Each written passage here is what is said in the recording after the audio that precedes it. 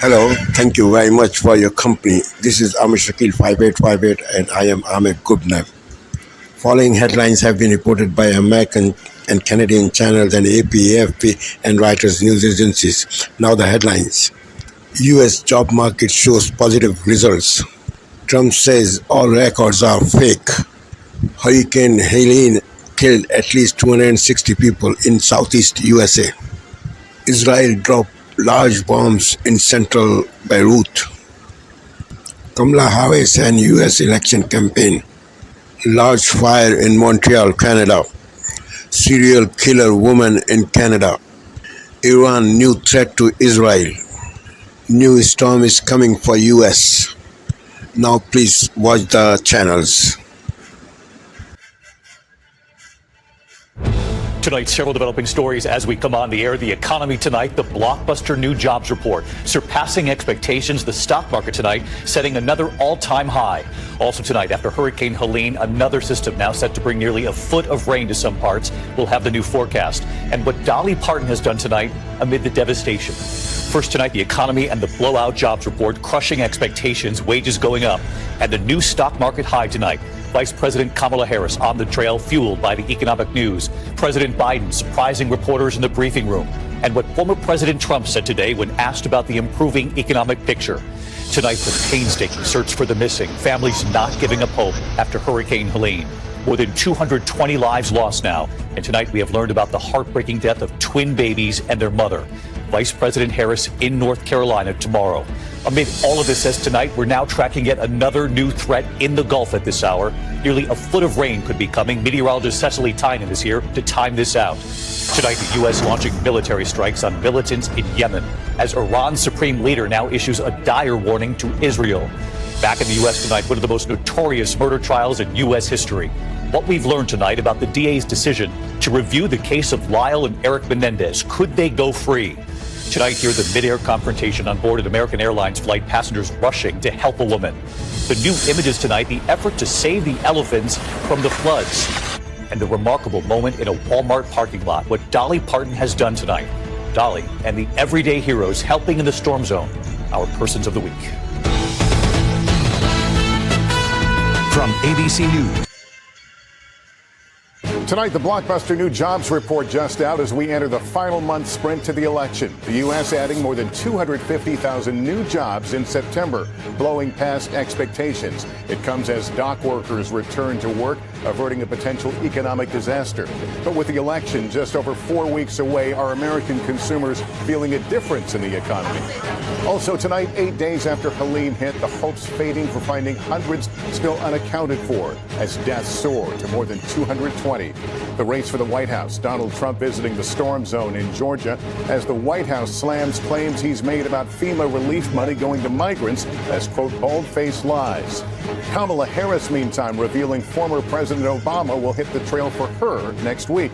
And Mr. Trump set to return to the same site in Butler, Pennsylvania, where he was nearly assassinated in July. How the Secret Service is tightening security. Iran's supreme leader making a new threat as Israel prepares to mark 1 year since the October 7th terror attack. And art in the aftermath. Asheville's creative community coming together after Helene. Plus the massive gift from Dolly Parton. This is NBC Nightly News with Lester Holt. Good evening.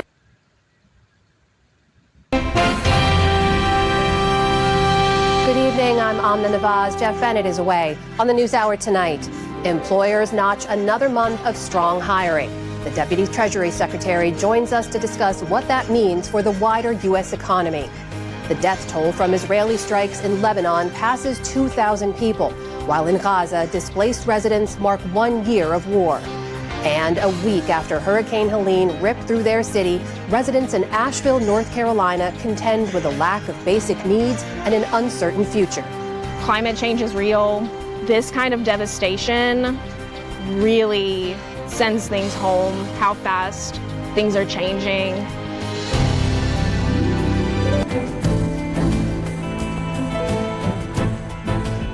We start the day's other headlines at the Supreme Court. The justices have agreed to leave in place 2 EPA rules aimed at reducing the oil and gas industry's emissions of methane gas and mercury. Republican-led states and industry groups had asked the High Court to pause the rules, arguing the standards are, quote, impossible to meet. But the justices will consider a challenge to Mexico's $10 billion lawsuit against U.S. gun makers when they officially begin their term on Monday. The case centers on allegations that the company's sales practices contribute to the trafficking of illegal weapons to drug cartels. And the High Court will weigh in on who gets to say where nuclear waste is stored, in particular the granting of a license to a private company in West Texas. The UN Human Rights Office says the death toll of a gang raid in central Haiti yesterday has risen to at least 70 people, including women and children. The attack took place in the town of Pont-Sondé, roughly 60 miles north of the capital of Port-au-Prince. Video captured near the scene showed hordes of people frantically running away from the attack. Witnesses say they saw bodies with gunshot wounds strewn in the streets. The attack was attributed to the Grand Griffe gang, one of the nation's most brutal groups, but the motive remains unclear. In Pakistan, police clashed with anti-government demonstrators in Islamabad today who were calling for the release of former Prime Minister Imran Khan from prison. Authorities had tried to lock the city down by blocking roads with shipping containers and cutting cell phone service, but dozens of Khan's supporters managed to get through. They were met with tear gas but remained defiant. We have finally reached here. There were lots of obstacles on the way. The authorities have been defeated. You can place more containers in our way, but this love for Imran Khan will never end. Khan has been in prison for more than a year in connection with over 150 criminal cases. His supporters say that the charges are politically motivated. Severe rainstorms slammed Bosnia overnight, killing at least 16 people. The rains caused flooding and landslides across several towns in the central and southern parts of the country. Surging waters rushed into homes as people slept and entire neighborhoods were swamped. Today, residents began to think about picking up the pieces. The situation is catastrophic. The water entered people's homes. It took away everything. The water recedes, the mud remains. I don't know. We'll see when the water recedes what's left behind all this. The heavy rains also affected neighboring Croatia, where several roads were closed and the capital, Zagreb, braced for potential flooding. On Wall Street today, stocks closed higher after that strong September jobs report. The Dow Jones Industrial Average jumped more than 300 points to close at a new all-time high. The Nasdaq added more than 200 points, and the S&P 500 also ended the day higher. Still to come on the NewsHour, Kamala Harris and Donald Trump continue campaigning through critical swing states. David Brooks and Jonathan Capehart weigh in on the week's political headlines. And pioneering musician Laurie Anderson discusses her new album inspired by Amelia Earhart. This is the PBS NewsHour from the David M. Rubenstein Studio at WETA in Washington and in the West from the Walter Cronkite School of Journalism at Arizona State University. Good morning, America. For our viewers in the West, shipping ports reopen as the dock workers' strike is suspended. Back to work. Dock workers reaching a tentative agreement to suspend the strike that threatened to cost the U.S. economy $4 billion a day and cause major supply chain issues. What it means for consumers and businesses. 3 former Memphis police officers found guilty in the brutal beating of Tyree Nichols, but not convicted of the most serious charges. The reaction from the Nichols family this morning. Staggering toll. The number of people killed by Hurricane Helene still rising as President Biden surveys the damage, with the National Guard and volunteers working around the clock to deliver aid. Republican Liz Cheney crosses party lines, campaigning with Vice President Harris. I tell you, I have never voted for a Democrat. But this year, I am proudly casting my vote for Vice President Kamala Harris. Arguing former President Trump is a danger to democracy as Trump repeats false assertions about the 2020 election. New development in the Menendez brothers' murders. Could Lyle and Eric be resentenced after they've served nearly 30 years of a life sentence for killing their parents? Heartwarming reunion. After a dramatic rescue at sea, the cruise ship doctor and the young boy she helped save tell their story for the first time only on GMA. Uber for Air, an exclusive look at the electric air taxis coming to a city near you. How much time could they save you? And when will they take flight? Miracle Mets. Out of here! It's out of here! New York with an incredible ninth inning comeback to stun the Brewers and move on to the next round. And Team GMA is live on the ground in the hurricane disaster zone. The everyday heroes racing in to help others. From these young Girl Scouts pitching in to help literally coming from above. This is insane. This morning, how you can get involved right from home. We're kicking off 5 days of coverage and relief, plus the incredible stories you haven't heard. It's a morning of Southeast Strong. Live in Times Square, this is Good Morning America. That song is so inspiring on a Friday morning. It's a big Friday morning.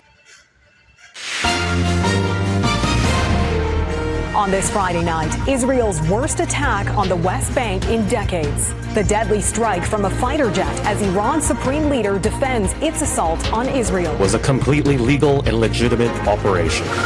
Yeah, we should go. Up in flames, tragedy strikes a century-old building in Montreal.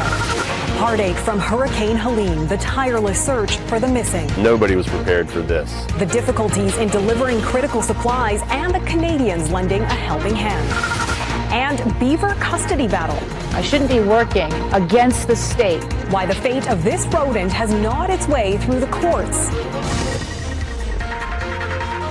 Global National, reporting tonight, Neetu Garcha. Good evening and thanks for joining us. The escalating violence across the Middle East is claiming casualties on all fronts. Israel says 2 of its soldiers were killed in a drone strike in northern Israel, and there were dozens of deaths across Gaza, Lebanon, and the West Bank. Israel says it targeted Hezbollah and Hamas leadership, but it was mostly civilians who paid the price. Well, we officially have an October surprise. We have a president.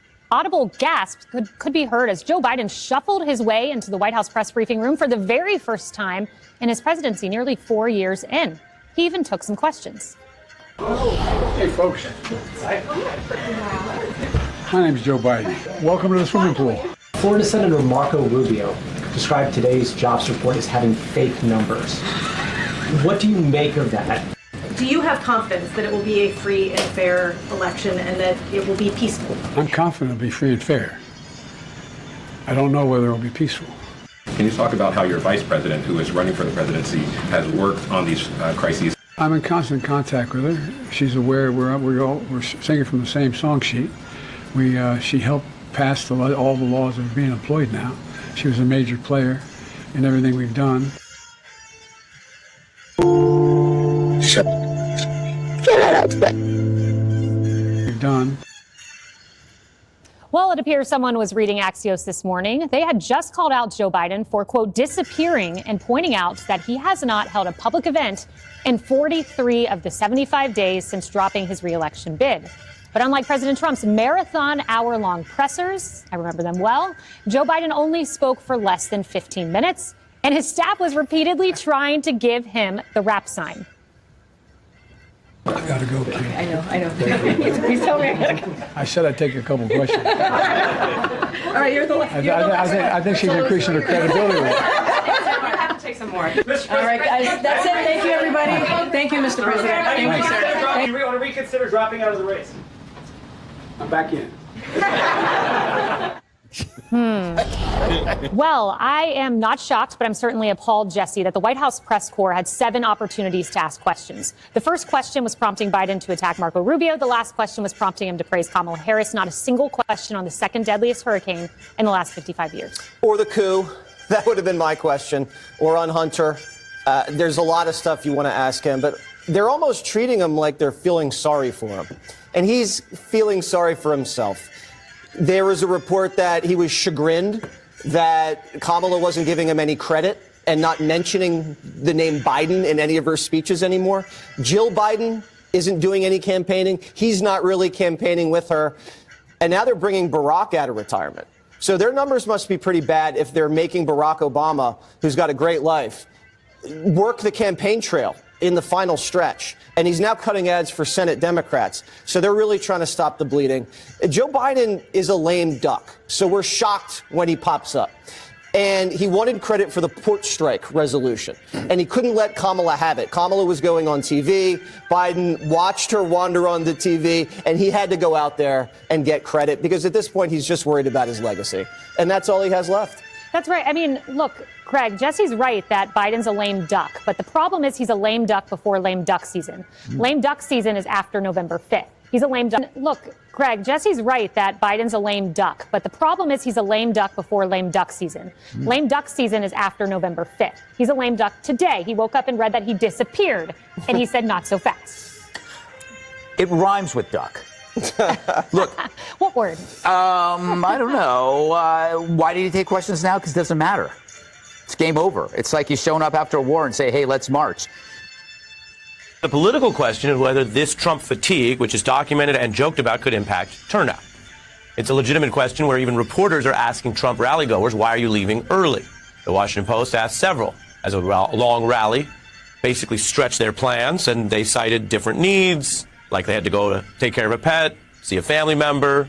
One attendee said their phone died. Some said sound quality. Most of these sound like excuses rather than what might be the real answer. People with pets, just to take them at their word, know that they left their pet at home when they go out to a Trump rally, wherever they go. And if your phone died while you were listening to a great speech, you might just finish watching, then go back and charge your phone in the car. These references I'm making are to what actual MAGA fans told this reporter were their reasons for leaving early.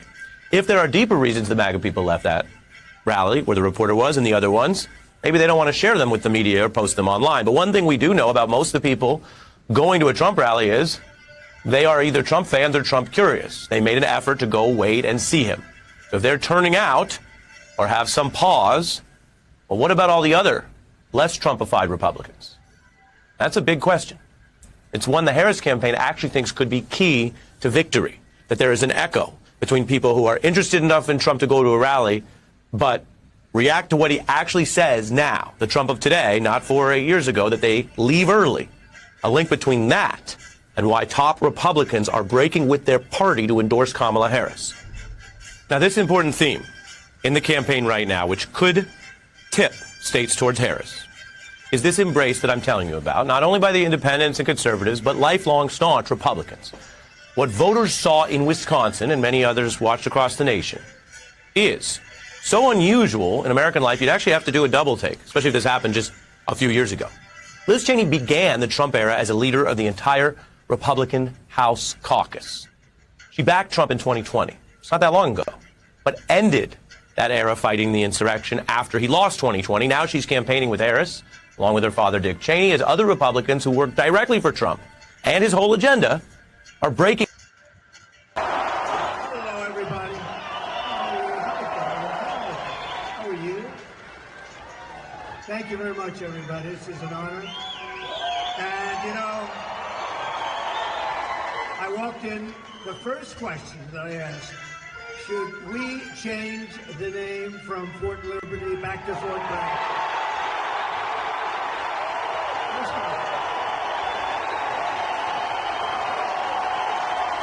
Right? So here's what we do. We get elected. I'm doing it.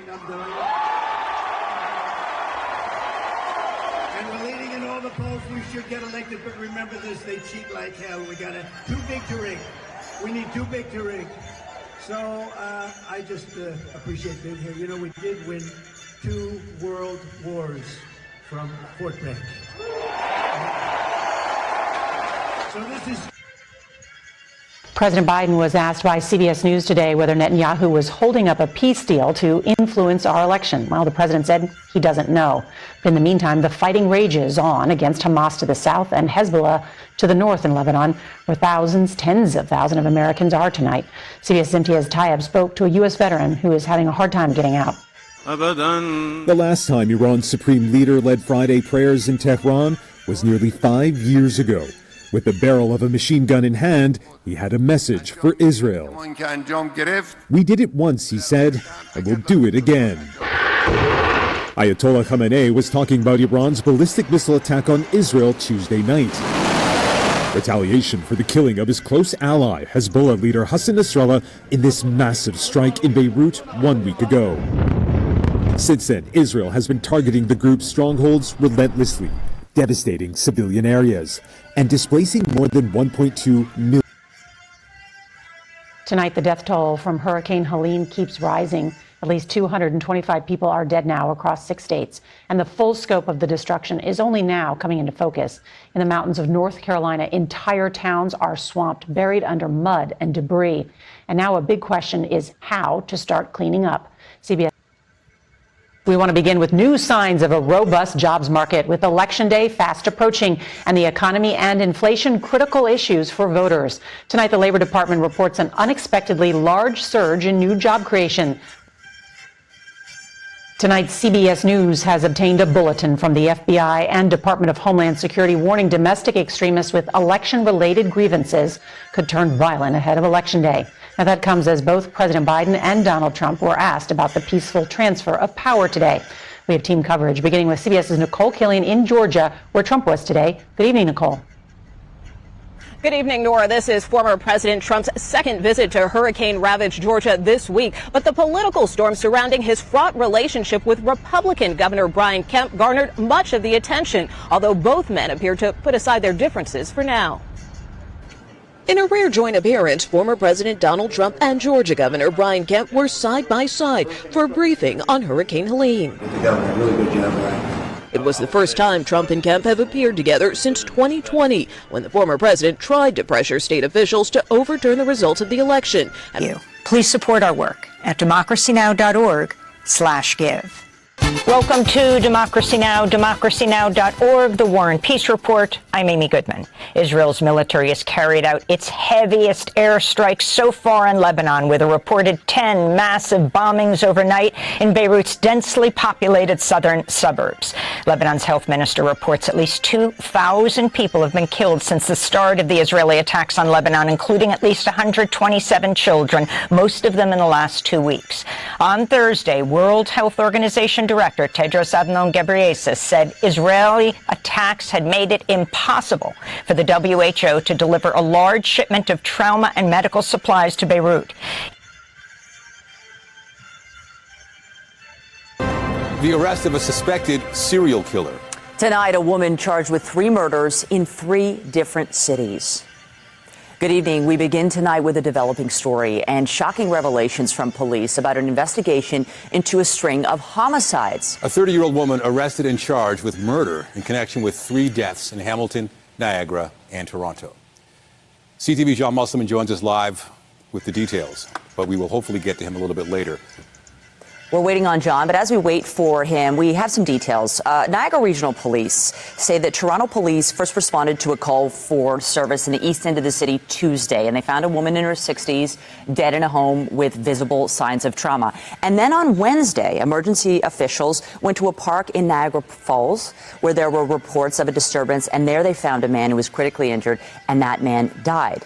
And then on Thursday, police in Hamilton, they got a call about an unresponsive man who was found in a parking lot with stab wounds, and that man later died in hospital. And what's shocking here is these 3 incidents over 3 days this week have now been linked to one person, a 30-year-old Toronto woman who is now facing multiple murder charges.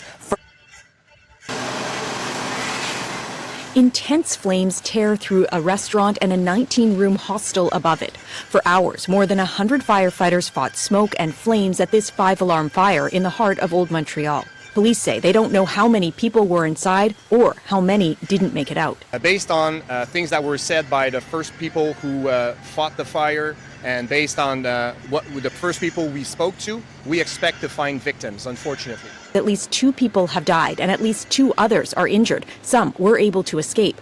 This German tourist was staying in the hostel. No windows, small room, just a bed. I felt like in a shoebox, honestly. Windows didn't open. He ran out when the fire alarm went off after 2 a.m. Smoke was already coming up. As soon as I was on the street, the girl came along, she had her pajamas on, and she was like, there's a fire in the kitchen. And then we looked, and there was like an explosion, and the fire started, so we all ran away. Holy shit, I'm so scared right now.